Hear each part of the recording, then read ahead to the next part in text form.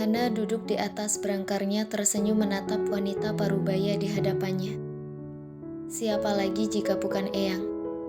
Wanita parubaya itu terus saja menggenggam erat tangan Hana sejak ia datang 30 menit yang lalu. Syukurlah kamu baik-baik saja. Eyang sangat khawatir saat Mita mengatakan hal itu tadi pagi.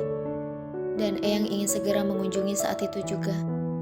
Tapi mereka malah melarang dan mengatakan untuk menunggu siang hari.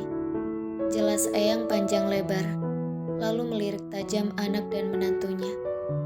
Hana membalas genggaman tangan Eyang, lalu tersenyum simpul. Eyang tidak perlu khawatir, Hana baik-baik saja.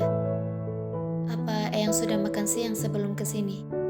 Tanya Hana, dan wanita parubaya itu terlihat menganggukkan kepala. Sudah nak, Eyang sudah makan tadi. Jawab Eyang membuat Hana tersenyum lega. Oh iya, katanya kakak kamu sudah kembali. Di mana dia? Eyang ingin bertemu dengannya. Ucap Eyang yang tiba-tiba mencari keberadaan Kinara. Bukan tanpa sebab. Sejak wanita tua itu masuk ke ruang rawat Hana, ia sama sekali tidak melihat Kinara. Padahal harusnya Kinara ada di rumah sakit saat ini. Tapi wanita itu malah pergi entah kemana. Rendra dan Cantika bertukar pandang satu sama lain, sedang Revan memilih diam di samping Eyang. Oh iya, Gilang juga. Dia di mana? Tanya Eyang, yang seketika mengingat cucu keduanya. Kalau Gilang sudah berangkat ke Singapura, mah, untuk menyelesaikan pendidikannya di sana. Jawab Adi, dan Eyang menganggukkan kepala lalu kembali menatap Hana. Apa dia begitu tidak ingin datang untuk menjengukku? Batin Hana bertanya-tanya, lalu menundukkan kepala.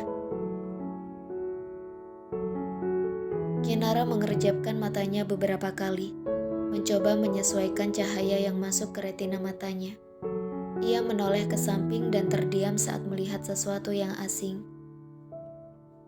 Tunggu, ini bukan kamarku, pekik Kinara dalam hati.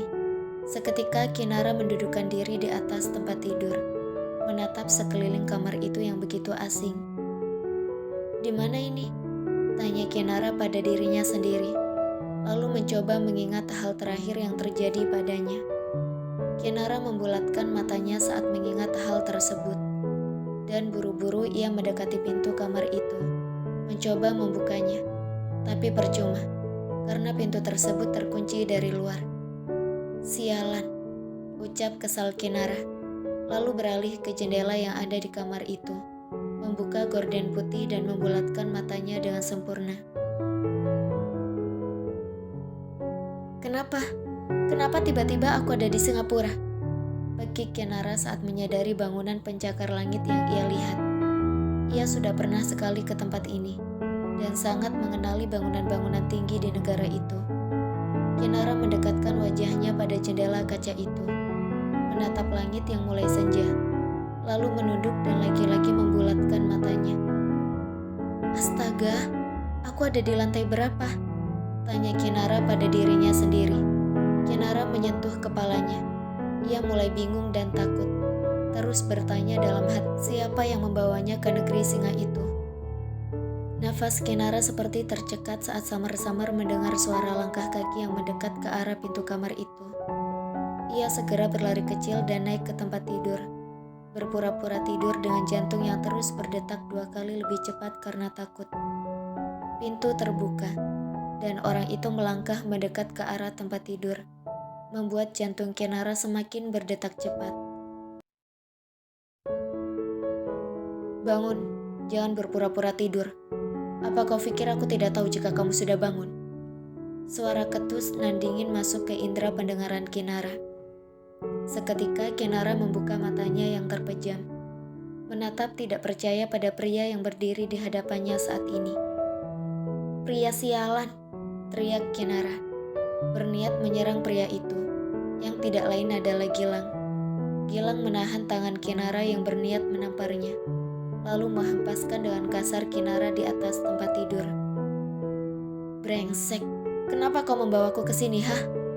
bentak Kinara penuh amarah, menatap Gilang dengan nafas yang memburu. Gilang hanya berwajah datar mendengar hal itu, lalu berjalan mendekat ke arah meja yang bersandar di dinding di depan tempat tidur. "Terserah aku," jawab Gilang singkat, dengan melipat kedua tangan di dada, menatap Kinara dengan dingin sambil bersender pada meja. Kinara berdecih mendengar hal itu, lalu mencari tas kecil yang ia gunakan tadi. Namun nihil, ia tak menemukan tas itu. Lalu menoleh pada Gilang yang tengah memegang benda pipih dengan senyum miring di wajahnya, memamerkan benda tersebut itu pada Kinara. "Brengsek, kembalikan ponselku!" teriak Kinara lalu turun dari tempat tidur dan berlari menghampiri Gilang, berusaha merebut ponselnya. Gilang mengangkat tangannya tinggi-tinggi agar Kinara tak dapat meraih ponsel itu. Kinara terus melompat agar dapat meraih ponselnya dari pria yang sialnya sangat tinggi itu, melebihi tinggi badannya. "Kembalikan, sialan!" teriak Kinara yang sudah lelah melompat untuk meraih ponselnya. Gilang terdiam, lalu menyodorkan ponsel itu pada pemiliknya. Kinara dengan cepat mengambil ponselnya, berniat untuk menghubungi seseorang. Tapi lagi-lagi harapannya musnah, lantaran kartu SIM di ponselnya tidak ada. "Bangsat, apa maumu, ha?" teriak Kinara tepat di depan wajah Gilang dengan emosi yang menggebu-gebu. "Mengurungmu di sini hingga mati," jawab Gilang santai, membuat Kinara terkejut. Kinara mundur beberapa langkah dari Gilang, lalu menoleh pada pintu kamar berniat untuk lari keluar. Gilang yang melihat hal itu menarik kasar tangan Kinara, lalu menghempaskannya ke tempat tidur. "Berniat kabur, tanya Gilang dengan raut wajah datarnya pada Kinara yang terlentang di atas tempat tidur. Kinara mendudukkan diri perlahan di atas tempat tidur, merasa sakit dengan tubuhnya yang dihempaskan dengan kasar oleh Gilang. "Brengsek," umpat Kinara, menatap Gilang yang perlahan-lahan mendekat ke arah pintu keluar. "Nikmati malam pertamamu di Singapura," ucap Gilang dingin, lalu berjalan keluar dari kamar itu, kembali mengunci kamar tersebut dari luar. "Bangsat," umpat Kinara, lalu mulai mengacak rambutnya frustasi. Pukul 7 malam, Jakarta. Hana tengah makan malam dengan disuapi oleh suaminya. Sementara dua sahabatnya yang sudah datang sejak 30 menit yang lalu menatap keromantisan itu dengan intens. "Om," panggil Bella pada Revan. Revan menoleh pada Bella yang duduk di sisi lain berangkar, bersama dengan dia. "Iya," ucap Revan, lalu menyuapi istrinya lagi. "Om punya kembaran gak sih?" tanya Bella dengan raut wajah berharapnya. Hana dan Revan terdiam mendengar hal itu.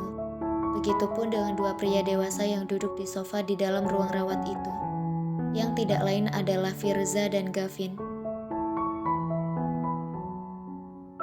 "Saya anak tunggal, tidak punya kembaran sama sekali," jawab Revan dengan menggelengkan kepala. Ia tahu jika sahabat istrinya itu pasti ingin mengatakan hal aneh lagi. Revan memberikan air minum pada Hana, sedang Bella masih terdiam mendengar jawaban suami sahabatnya itu. Padahal ia sangat berharap Revan memiliki kembaran. "Sama Firza saja, Bella," sahut Gavin mencoba menahan tawanya, mendapat tatapan aneh dari Firza yang duduk di sampingnya. Bella beralih menatap Gavin yang duduk di sofa, lalu melirik ke arah Firza yang menatapnya aneh. "Gak perlu tatap kayak gitu juga kali, Om," ucap Bella yang merasa kesal dengan tatapan Firza padanya. Benar-benar tidak bersahabat. "Kalau Om Firzanya gak galak, bisa dipertimbangkan," lanjut Bella, membuat Firza memasang raut wajah anehnya. "Idih, pede banget kamu. Kayak saya mau aja sama kamu," ucap Firza tidak terima. Tinggal serumah dengan wanita menyebalkan seumur hidup mungkin akan membuatnya terkena serangan jantung setiap hari. "Emang Om gak tertarik apa sama saya yang cantik tanpa make up ini?" ucap Bella, mengibaskan rambutnya dengan penuh gaya. "Idih, ogah," ucap Firza cepat, dengan tampang anehnya. Raut wajah Bella berubah datar, lalu mencibir jawaban Firza itu. Emang ya, Om itu perlu dioperasi deh, ucap Bella, membuat Firza mengernyit. Hana dan Revan memilih diam. Begitupun dengan Gavin dan Dea, memilih menikmati pertunjukan live pertengkaran penuh drama itu. Kenapa? Orang saya baik-baik saja kok. Bella Firza yang merasa tak ada masalah dengan dirinya. Om itu gak baik-baik aja. Buktinya, tuh pita suara perlu dibenerin, biar gak keluarin suara sekalian. Abisnya mulutnya kalau ngomong kelewatan pedes. Bon cabe banget, ucap Bella ketus. Om tiap hari makan sambal ya? Tanya Bella, membuat Firza berusaha menahan amarahnya. Tahan, tidak boleh berteriak, tidak boleh marah. Ini rumah sakit, tidak boleh berisik, batin Firza, mengulang kata-katanya.